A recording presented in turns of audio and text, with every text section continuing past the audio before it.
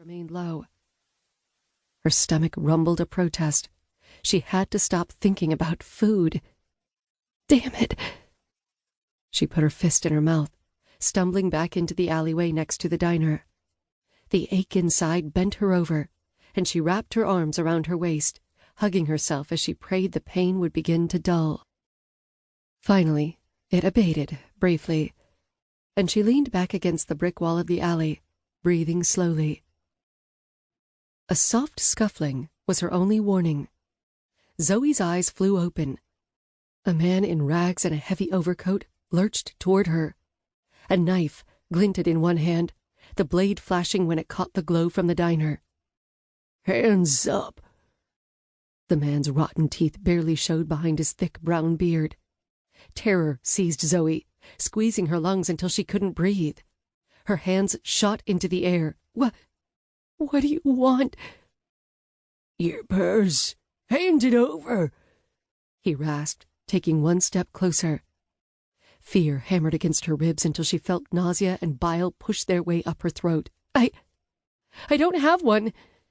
She still clutched her portfolio in one hand, her fingers stinging in the cold air. "Give me your fucking money." His black eyes gleamed in the dim light. He could have been any of the men she'd seen at the shelter earlier today, only they were sad and broken. This man was something else. Something evil lurked in his gaze and mirrored the spark of his blade inches from her face. "I don't have any. I have nothing. I'm sorry." Her hand shook as she took a tiny step to the side, inching away from him. Her stomach, once so desperate for food, now clenched as she struggled to control her terror. "Don't lie to me. Give me what you're holding." Flecks of spittle shot from his chapped lips as he lunged for her portfolio. "No!" She stepped back, dropping her hands to use the portfolio as a shield. The man held his blade with one hand and snatched at the black leather book with the other. With a cry of panic, Zoey lost her grip and the portfolio fell to the ground. Pages and photographs scattered across the snow. "You stupid bitch!" The man snarled and dived at her. Zoey tried to shut her eyes, but instinct kept her lids wide open. Everything slowed down. The knife slipped between her ribs inch by painful inch. He pulled the blade back out, the cold metal sharp against her flesh as he thrust it in again. Her strangled scream was drowned out by a passing bus. Her soul seemed to coil up tight before shooting out like a firecracker, leaving her body behind. All the work, the pain, the loss of the last 2 years was over. Every second she'd cried, every second she'd picked herself back up. None of it mattered anymore. Her attacker pulled the blade back out and cursed before he fled into the street. Zoey crumpled to the ground, one hand over her side.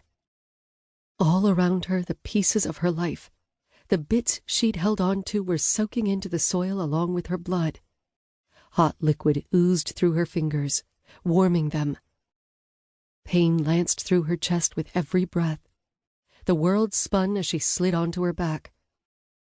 The night sky above was lit with a smattering of faint stars, like a handful of diamonds strewn over black velvet. Her eyes burned with tears.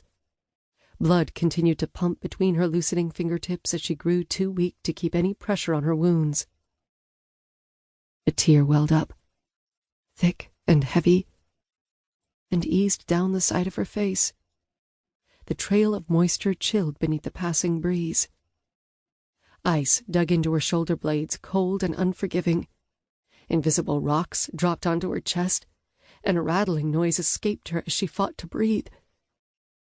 Her toes were numb, and her arms too heavy to move. Muted laughter from people passing on the street seemed so far away.